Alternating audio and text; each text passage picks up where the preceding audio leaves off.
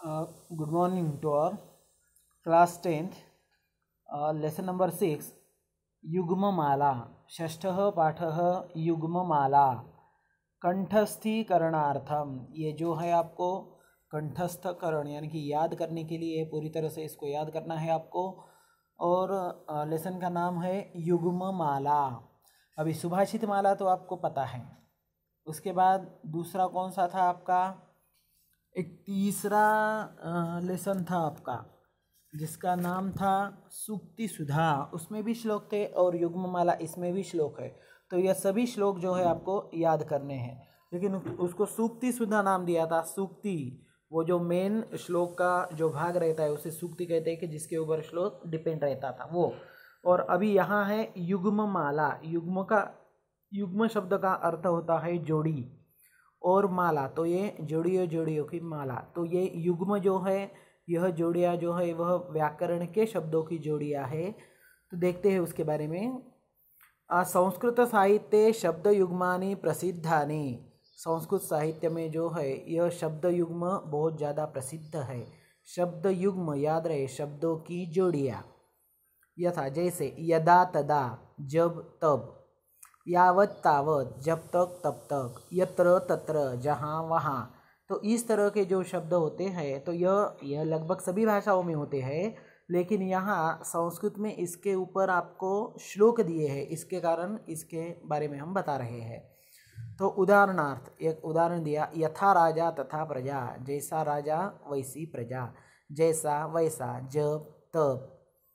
तो इस तरह के यह जो शब्द आते हैं तो इस शब्दों के ऊपर ये श्लोक है. इसके कारण आपको यहाँ नाम दिया गया है युग्ममाला. शब्द युग्मानाम उपयोगेन श्लोकस्य वाक्यस्य वा सौंदर्यम वर्धते. तो यह शब्द युग्मों का उपयोग करने के कारण यानी कि यूज़ करने के कारण वाक्य का या श्लोक का सौंदर्य बढ़ता है. तो देखिए यहाँ ये फर्स्ट श्लोक में मैंने रेड लाइन से अंडरलाइन किया है यथा तथा.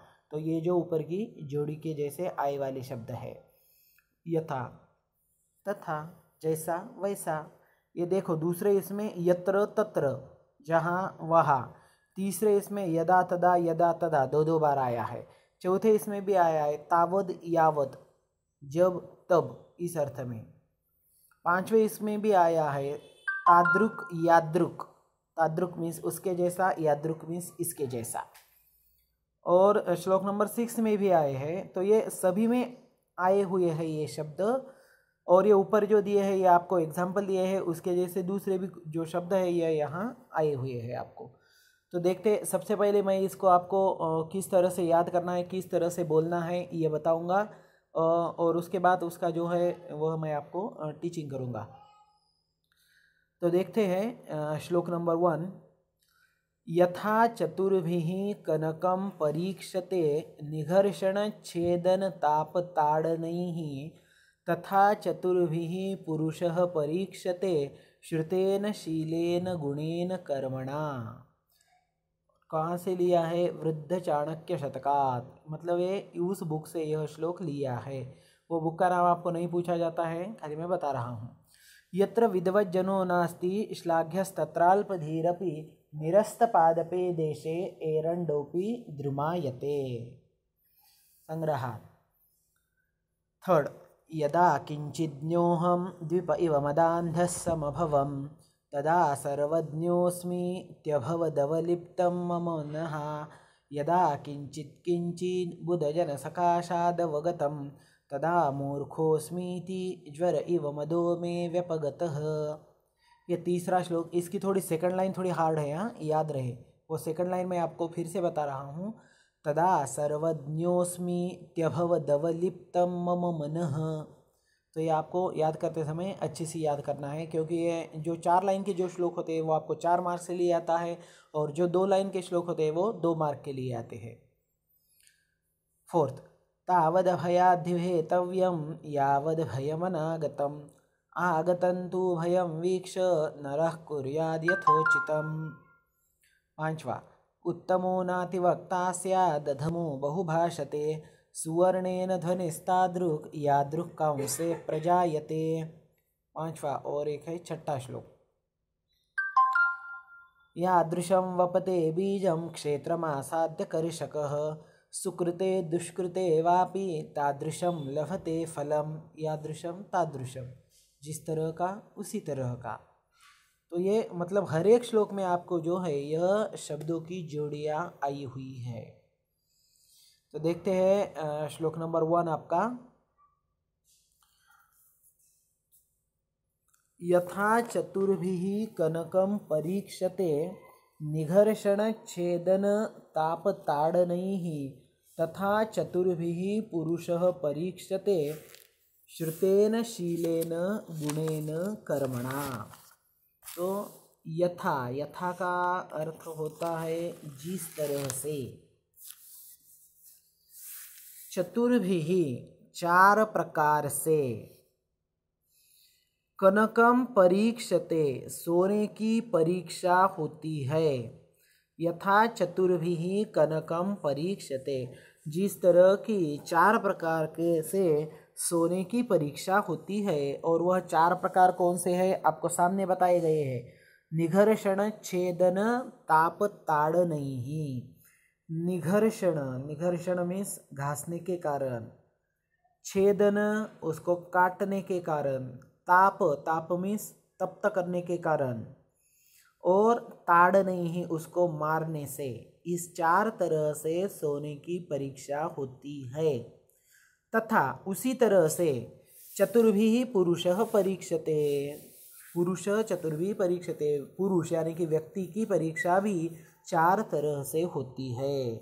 वो कौन कौन से हैं चार प्रकार। श्रुतेन शीलेन गुणेन कर्मणा।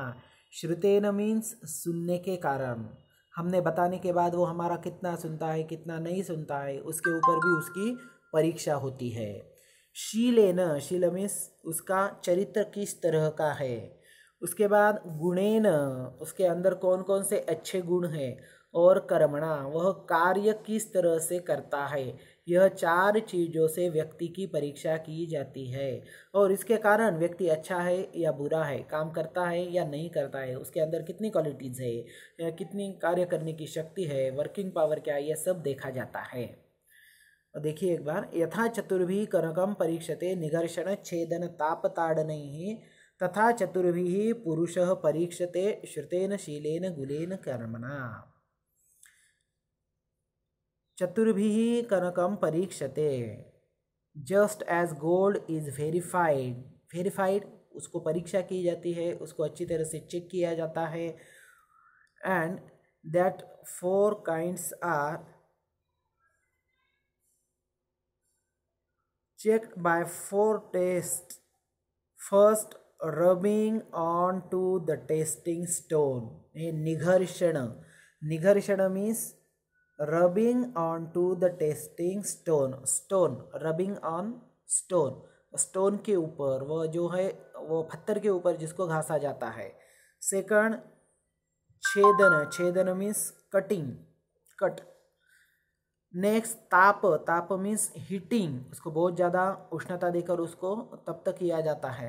And last is striking, striking means हथौड़े से ठोक ठोक कर, जैसे आभूषण बनाते समय ये करते हैं या एयर रिंग्स करते हैं, तो उससे मतलब ये चारों से भी किसकी परीक्षा, सोने की परीक्षा होती है। लाइक दैट, उसी के जैसा। तथा चतुर्भिः पुरुषः परीक्षते, A person is tested by 4 qualities. व्यक्ति जो है वो भी चार तरह से मतलब उसकी परीक्षा की जाती है। और वो चार प्रकार है। श्रुतेन शीलेन गुणेन कर्मणा। श्रुतेन शीलेन गुणेन कर्मणा। Education, character, virtue and action. श्रुतेन वो किस तरह का सुनता है, शीलेन कैरेक्टर से, गुणेन क्वालिटीज या वर्च्यूज, एंड कर्मणा एक्शन। तो ये चार प्रकार से उस व्यक्ति की परीक्षा की जाती है। एजुकेशन, श्रुतेन मीन्स एजुकेशन, उसने कितना सुना है, कितना पढ़ा है, और दूसरों का कितना सुनता है, ये सब श्रुतेन में आ जाते हैं। तो person tested by 4 qualities. First is education, second character, third virtue, and fourth action.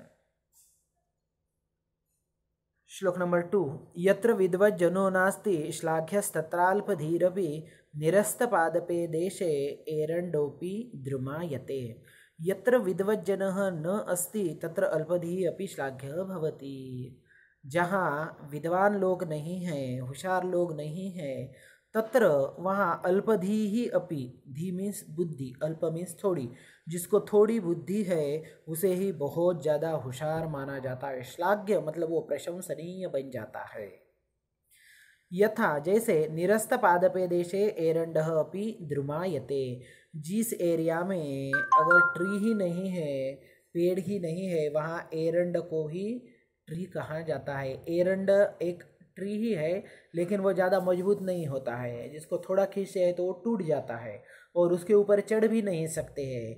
जैसे नीम के पेड़ के ऊपर हम चढ़ सकते हैं, मैंगो ट्री के ऊपर अच्छी तरह से चढ़ सकते हैं, उसको कितना खींचा तो भी वो गिरता नहीं है, हवा आई तो भी गिरता नहीं है. लेकिन एरंडा एक ऐसा बहुत ही डेलिकेट ट्री है जिसको थोड़ा ही खींचने के बाद टूट जाता है और उसके ऊपर चढ़ तो सकते ही नहीं हैं. लेकिन फिर भी मतलब ट्रीज़ के क्वालिटीज़ उसके अंदर नहीं हैं, फिर भी उसको ट्री कहा जाता है. कौन से एरिया में? जिस एरिया में पेड़ ही नहीं है उस एरिया में.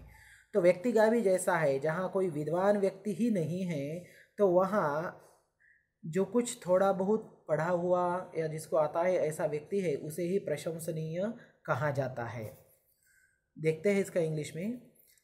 Where there is no learn person, यत्र विद्वज्जनः न अस्ति. विद्वज्जन मीन्स लर्न पर्सन, जो बहुत ज़्यादा सीखा हुआ है. न अस्ति इज नॉट देयर, जो वहाँ नहीं है.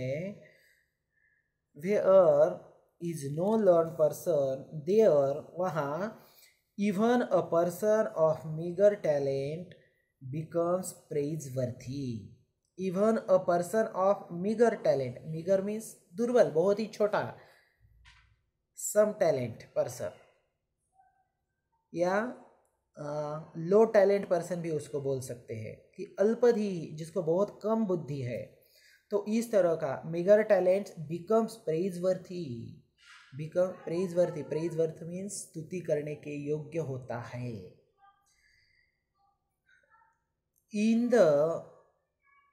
In a land where all trees are uprooted, even a cluster plant is regarded as a tree. In a land, उस भूमि में, where all trees are uprooted, जहाँ के पूरे पेड़ जो है वह टूट गए हैं, चले गए हैं या नष्ट हो गए हैं, अगर ऐसी जगह है तो उस जगह इवन क्लस्टर प्लांट मीन्स एरंड, वो जो एरंड आया है उसको बोलते हैं क्लस्टर प्लांट. तो cluster plant is regarded as tree. In cluster plant there is no qualities of a good tree, but where is not trees the people call tree to the cluster plant.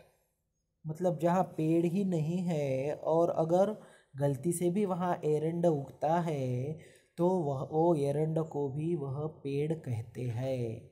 मतलब जिसके अंदर कुछ भी पेड़ की qualities नहीं है फिर भी उसको पेड़ का दर्जा दिया जाता है. ऐसे ही अल्पधी ही यह व्यक्ति का है जो थोड़ा बहुत पढ़ा हुआ है, जिसके पास कुछ भी क्वालिटीज़ नहीं है लेकिन बेवकूफ़ लोगों में वह जाता है तो उसे ही बुद्धिमान कहा जाता है. ठीक है, तो ये 2 श्लोक, बाकी के श्लोक जो है वह हम नेक्स्ट लेक्चर में ले लेते हैं. और इस लेसन में जो है वह 3rd श्लोक ही एक बहुत बड़ा है, 4 लाइन का है, बाकी तो सब 2-2 लाइन के ही है.